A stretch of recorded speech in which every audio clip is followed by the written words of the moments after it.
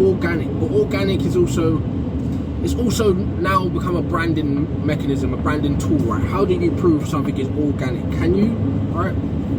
Can you really? No, you can't, unless you was there when it was picked and when it was grown and saw the whole process from seed to fruit, right?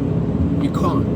Drivers Mate Podcast, thank you for tuning in. Please check out another video. There's good content out there that I've got, both on this channel, Drivers Mate Podcast with Drivers Mate, and on CNCCMI. That's CNCCMI, right? Clark & Co. Creative Media Innovators. Another separate YouTube channel with more shorts, more in-depth topics, talking about things that I wouldn't necessarily put in a podcast, right?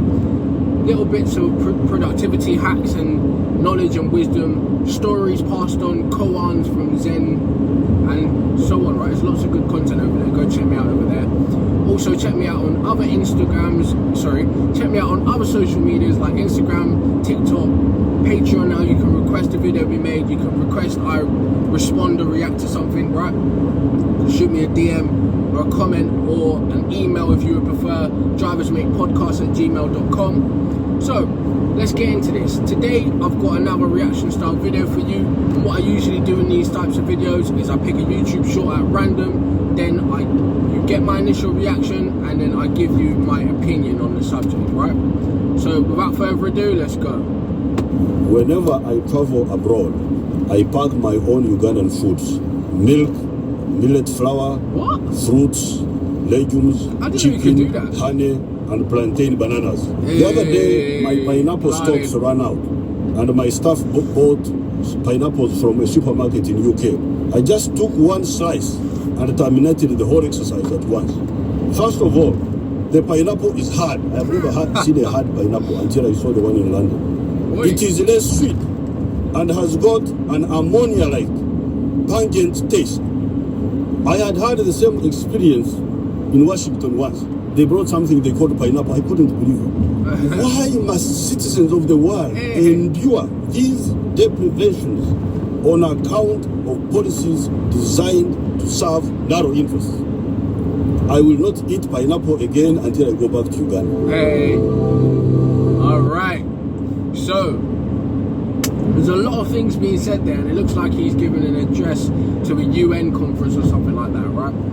So, what's my guy saying? He's saying basically, when he travels abroad, he brings his own fruit and food, right? Because of, like, nutritional value and because of his own taste too, obviously, right?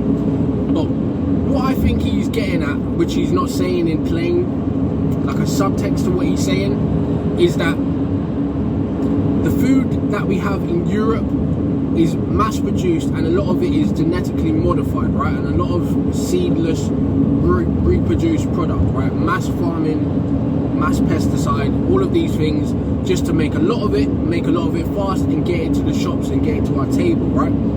So the quality and the actual essence of these foods and fruits we eat on the most part it isn't up to scratch, right? It doesn't have the correct health markers or biomarkers, whatever you want to call it, right? A lot of the foods that we eat aren't the true versions of these foods, like the wild, natural grown versions, right?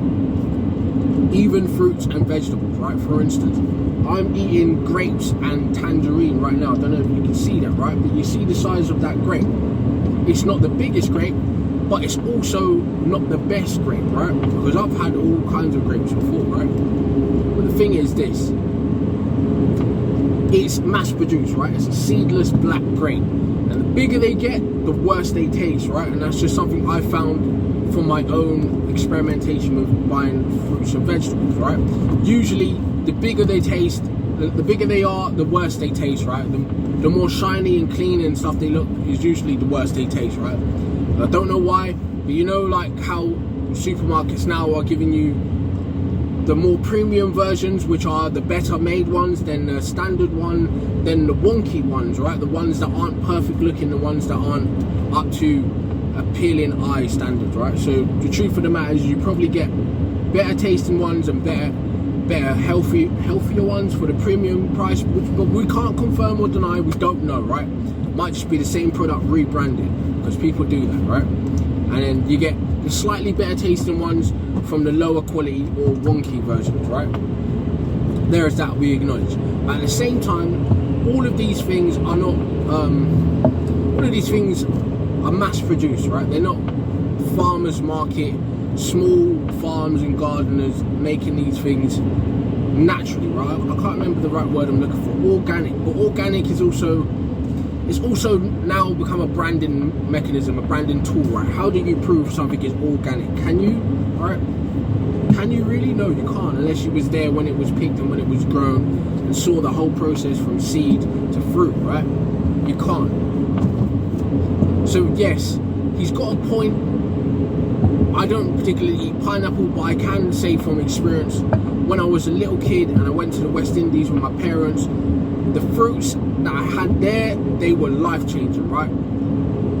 I never liked fruits as a kid until I went over to the West Indies and I had fruits there, right? And they were beautifully tasting. I still remember the taste, the flavors, the aromas to this day as an adult, right? When I was like 4 to 5 years old, right? But when I came back from the West Indies, right, when I tried fruits and that again, they just didn't taste right. Like, and a lot of the times I had like an allergic kind of reaction to a lot of basic normal fruits. And even to this day, there's certain things I would just stay away from because they give me that scratchy throat, allergic kind of feeling. Even though I can consume them, right? They just don't jive well with my system. And maybe he has got a point about it being organic and a difference in that. Maybe it is that, right? Maybe it's just my own allergies and natural preferences, right? Maybe that's what it is too. But I can honestly say, when my parents went abroad or when my mum came back from Jamaica and stuff like that with fruits and veg, those stuff taste different to the stuff we have here. It might be because it's naturally picked. It might just be because it's better produce, right? You don't know, right? But it's true that a lot of the stuff over here is genetically modified and mass produced, sprayed with all kinds of chemicals to stop bugs and rotting and preservatives to keep it on our table for longer. And even stuff that is shipped in from other countries, it's still sprayed and filled with preservatives to keep the stuff lasting longer, right? Because farmers don't want to lose their produce to pesticide, to like diseases in plants and stuff, right? And flies and other animals, right? They don't want to lose their produce, and the supermarkets don't want to lose their produce either, right?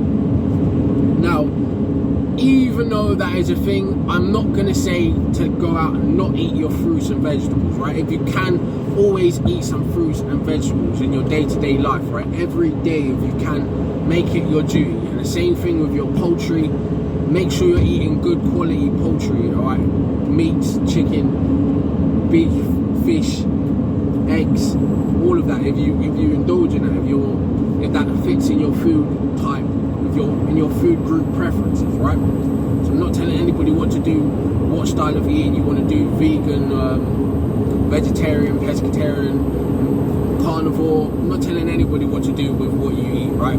So everybody's food style and choice depends on them, right? If they're getting what they need to survive, it's good enough, right? If you're getting your protein as a bodybuilder or what have you, you're getting your vitamins and minerals, good enough, right? As long as it's good and clean food, do your thing, right? But please try and make sure you eat fruits and veg. Even though we know it's not the highest quality and the highest standard, we can't actually prove that the fruits and veg we got now are bad for us yet. We can't prove that as a whole, right? So just still try and eat your fruit and veg. And yes, acknowledge that the quality difference is going to be different. If you're someone from a foreign background, you know the difference in food quality and the natural grown foods taste different, right? We just know that. So yes, it's a point, but it's still a subjective point, right? It's not verifiable, provable points that I know of, right? There may be studies out there and actual proof, but as a general population person, I don't know if it's provable that there's a difference, right? But yeah, and you also got to remember things like a pineapple and a coconut and stuff like that are not native to most European countries, right? Especially colder hemisphere countries. They're not native fruits and vegetables, so don't expect them to taste the same as they would in their native grown countries in the wild, right? It's just not like that. So anyway, let me know what you think, right? Am I a bit too over analytical about it, or am I too surface with it? Am I not telling you everything that you want to know? Let me know, right? And if you have some information to share with me, where I should be buying my fruits and veg, what to look out for, what to avoid, you let me know, right? Because I'd love to know. I'm quite serious about how I eat, when I eat, where I eat, right? I try to be vigilant, you know. The price of freedom is vigilance, right? You have to be aware, you have to be responsible, right? So there's that.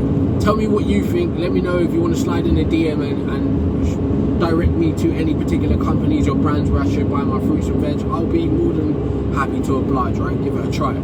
Other than that, thank you for watching. Please check out the next video, Drivers Mate Podcast, CNC CMI on YouTube. You can find me on all the social medias, your TikToks, your Instagrams, your Threads, your Twitter.